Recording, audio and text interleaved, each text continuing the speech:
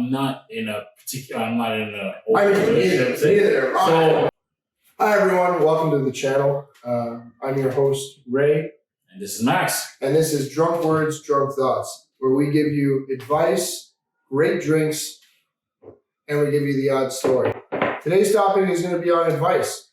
Our topic today is open relationship. Open relationships. Yep. Now, we've got a couple pros and cons here for you guys, but we're going to jump right in by telling you what our definition of an open relationship is. Why don't you kick us off, Max? Okay, so for me, an open relationship means that everything that you want to do, like that you would be forbidden to do, is on the table. Perfect example, if I want to flirt with someone, if I want to take it to another level, i.e. have sex with them, as long as I can have a discussion with my partner and then they're okay with it, they're okay with how we're going to do it, like what are the rules that we have implemented, it could be done. Because obviously in a relationship, it's forbidden to go ahead and like, why are you talking to this person or why are you going out with this person?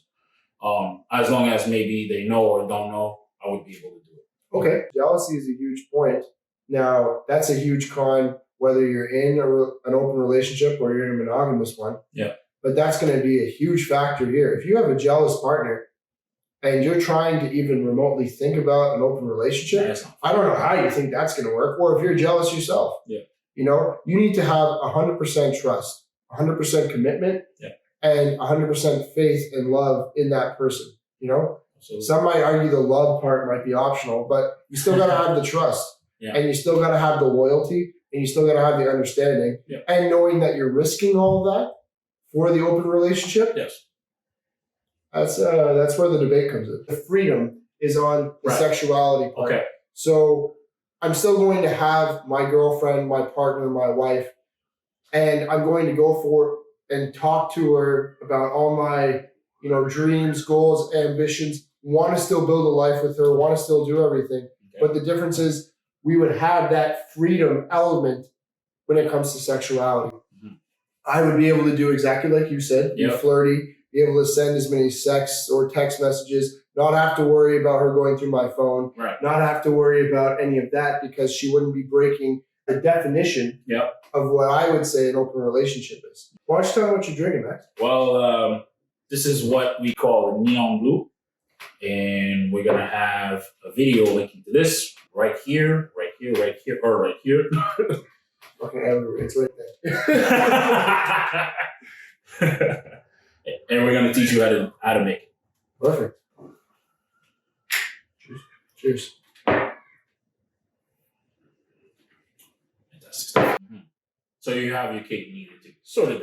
Yeah, I mean, it's kind of, depending on who you talk to, it might be the best of both worlds situation. Okay. But this is why I think we need the pros and the cons. Because for everyone at home right now, they're just hearing us talk about the benefits. Yeah. They're not necessarily seeing the downside. You know, like they're only seeing, okay, you know what, I can go and be with somebody sexually, have sexual freedom. And I think that segues perfect into our first pro. Okay. Which is freedom. Freedom. Okay. So obviously the big thing with being in an open relationship is not to have some sort of being in a box with the opposite sex or who you're dealing with. So you can literally say, hey, I was at a bar, I was drinking, I feel I have this connection with someone. I can take them home, have sex with them, and go about my business. And it's strictly sexual. It's strictly, this was like, I was really attracted to them. And then I fulfilled that fantasy for the night. And I think it's huge because of their relationship status and whatnot. Maybe it started very, very good. And then now it's kind of like a routine, I would say. I would say, yeah. And then one of the ways they could spice it up is just to say, hey, well, maybe, we'll act like we're single or something like that. Yep. And you do your thing, I do my thing, and then and then after that, we just return to whatever we get on. To stick on freedom and just kind of go a little bit more, I mean, for me, like I said, by my definition, I'm not seeking anything outside of sexual freedom from my partner. Right. Right? So monogamy is kind of where I see a lot of the frustration coming from in terms of lack of freedom, right? All of a sudden, you have what we would call like cuffing season, and you're in a monogamous relationship.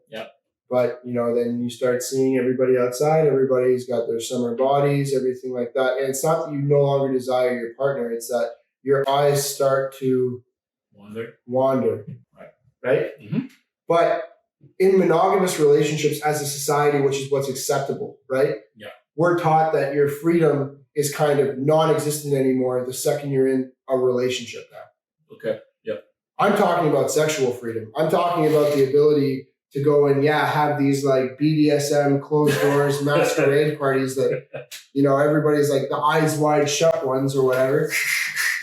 Now to segue into a con, I would say it's probably about feelings. Now, you want to elaborate a little bit more about that? Sure thing, because I think one of the biggest like cons when it comes to that, you get into a game of like comparison because you go, well, if they're doing that, what stops them now? Because they have the freedom to go ahead and do. Exactly. The biggest thing is when you have like these feelings, and we're classifying it as a con. I can see how it could be a pro, depending on how you want to come at it. But in this case, we're using it as a con. It's important for me to know that I'm playing with fire in the sense that I'm allowing her the same freedom to go and date, the same freedom to go and seek like these sexual experiences, minus me. Right. And if for some reason her feelings mature for one of these scenarios or situations, whether it's with another partner she has, whether she's like now seeing a guy and it's turning into an actual emotional connection as well, which is something that might break a rule that we've defined. I'm taking that risk and I'm saying, well, it's okay because I understand the risk of her developing feelings or me developing feelings for somebody else who isn't her. Okay. Right? Mm-hmm. Now, I want to talk about a pro. And one of the pros that I think we kind of segue to is rules. Now, some people are saying, how are rules considered a pro? Let me tell you, right? For me, if we're talking about open relationships, it's so vague in the sense that so many people have a different definition and it might not fit the one that we're talking about in this specific video. Correct. When I talk about rules, I think it's important to underline that rules come hand in hand with communication. Communication is key. If the rule of your open relationship is that you can't have unprotected sex, right? The rule of your open relationship is that you can never go on a physical date. It can only be sexual, meaning you can't take this liaison to dinner and then a movie, and then invite her back for coffee. No, you're just going back for coffee every time. Mm-hmm. These are all outlined through the direct communication that I've had with my main partner. And now I've said, hey, let's develop a set of rules or codes or however conduct we're going to have going forward for this. Another rule that's simple might be that, you can't do anything in your matrimonial home or, in a home that you both share out of respect for that other partner. So I think rules are important. You have a couple rules? I mean, I'm not in a relationship. But I'm saying, as a pro to this, is that those rules are also flexible. And this is where, as you mentioned, the communication part of it is big because. So you're saying that rules would also tie into flexibility? Yes, it will tie into flexibility only because you can have a set of rules to start, and maybe at first it's like, okay, well, if I'm not here over the weekend, you can use the house. Okay. Right? But now you don't feel comfortable because your attitude is, well, if that's their weekend to do whatever, and I feel like going back home, do I really want to see what's going on like that? As an example, right? So that particular rule can change to, hey, actually now I think it's better if you do what you want to do in a hotel room or something or even as simple as what do we have to disclose and what do we not have to disclose. Mm-hmm. So if I'm having a fling or whatnot, do you want to know? Do you want every details? Or do you just want to know that I won't come home, which is a key word to say, okay, like that's what it's going to do. So, and this is where like the communication, as you said, is really key because you like if that's a privilege, I would say, to have a relationship like that, and the way to maintain it is to actually follow those rules and then to adjust them as they go to make sure that they're still, doable. Okay, I think that's fair. Going forward into another con. Now we've gotten into this topic and we've kind of discussed it as you're starting a relationship or you're starting a partnership with this. Let's talk about a little bit if it's something that maybe one partner wants more than the other partner. Okay. And I want to talk about another con, which is level of fairness, right? And level of fairness is in the sense that, let's say, for instance, it's been positioned to you, or you're positioning to your partner, or your partner positioned it to you, either way, right? That now they want to turn your monogamous relationship into an open one. Okay. Right? You go along with it. She went along with it. He went along with it. Right. Doesn't matter. Now, the shoe's on the other foot.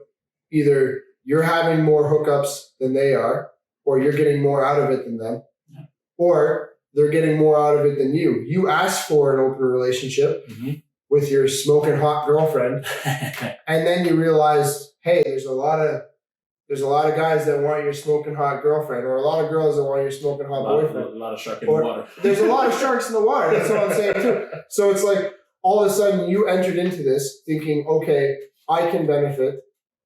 And then you looked at it from a level of fairness, and maybe you wanted this because you were like, hey, in whatever way I feel like I'll come out on top, I'll get the best of both worlds. Yeah. Right? Yeah. And then now your partner's benefiting more. I want to talk a little bit about that. You got some thoughts? For me, it's kind of like a power struggle a little bit because obviously when you start a relationship, there's always there's a partner that's, I don't want to necessarily say more powerful than but it's kind of like a who wears the pants scenario. Yeah, exactly. So there's obviously one that kind of dictates where it's going and requested for this to happen, and all of a sudden you're not getting your fair share. So that could be a big problem because now you feel like, well, this is not fair. My partner is having way too much fun and it's not equal. Because I think like when two people go together and they're like, well, this is what we want to do, I think that it's because they feel like they're going to have equal opportunity when it comes to, either flirting around or experiencing some other things outside. Now, it helps if both of them are saying, hey, we're going to include other people in, because it's sort of an equal sort of deal. But if they're doing their own thing solo, we might have an issue there because obviously, now your feelings get involved and then now you're like, well, that's not what I planned for myself. And then do I necessarily want my partner to deal with that? Yeah.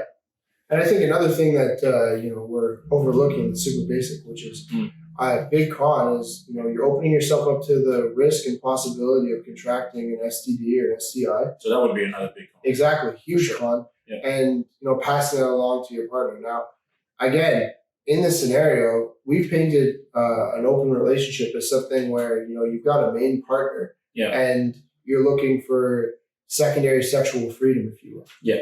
Well, yeah, absolutely. I mean, as you said, I think the biggest thing for that is it's the love part, right?